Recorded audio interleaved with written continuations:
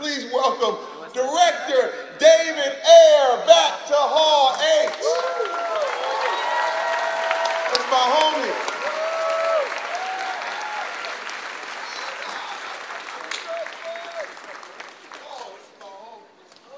This is my man right here. What's up? What's up? Hall H. This is the house of Netflix. This is Netflix right now. We're here to represent Netflix. What's up with that? Boy, Netflix house, bitch.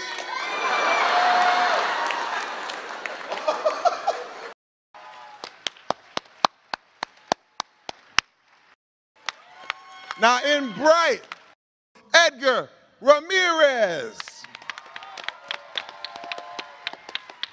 Lucy Fry. Now watch out, Andy Serkis. This actor completely disappears into his role, the brilliant Joel Edgerton. And please give it up for my man, the biggest movie star in the world, the incomparable Will Smith!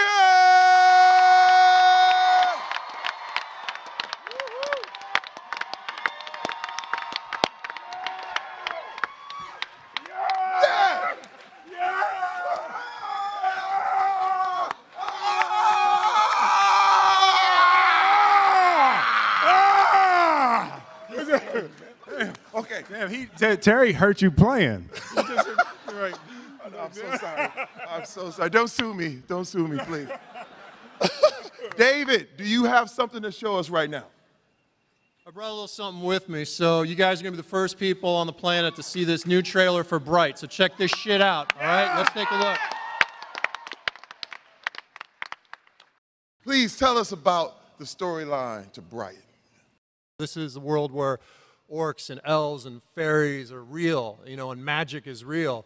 And what happens if we take it seriously? And this isn't like some bullshit PG-13 standard issue studio movie. I mean, this is like, I was able to do my shit here, right? I was able to really tell a fucking story, okay?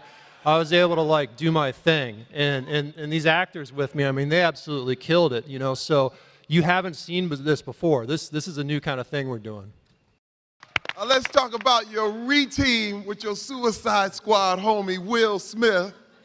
Yeah! Tell us about your character in Bright. Yeah, I play the Detective Ward, you know, and it was like such a beautiful thing to be able to get back with Dave, and especially in this opportunity. It is such a bizarre world. I mean, I'm sure you can tell a little bit from the trailer, but it's this crazy mashup of like the grit and that hard rated R grime of you know, Training Day, like that kind of vibe, but then smashed with Lord of the Rings, you know. You know, it has a lot to do with, I think, how Netflix does their business is, you know, they let you be a filmmaker, and they're like, what's the best place to shoot this movie? And I'm like, Los Angeles, fine, we're going to do it. Done. They gave me all the tools. They gave me all the resources. They let me be creative. You know, you can ask the actors, the environment on set. It was like an independent movie. It felt like I was making, you know, my first film, Harsh Times or something. Well, the great thing about transforming for this character is when someone puts a couch on your face. Yeah. Which is what I called my makeup because it's made of foam. It's impossible not to transform. I read this script and I was so in love with a character who, you know, I love Lord of the Rings. The idea of playing an orc who is trying desperately to be as much like a human being as possible. The idea that I'm playing a guy who just really wants to be liked and yet looks like a monster. I got to tell you though, driving around downtown LA in a car with the windows open and no lockdown streets, and I'm looking like I look in the movie, The Power of Will Smith. Nobody cares that a monster was driving the car. They're like, Will! LA! Will! It's like, who cares that his chauffeur is a monster? LA don't give a damn. I feel a bit upset, actually, to be honest. Well, I did a lot of fight training. David always wants this actor to come in and do like a long preparation period. So I did a lot of fight training, a lot of shooting. I was out in a shooting range, shot like big guns, small guns.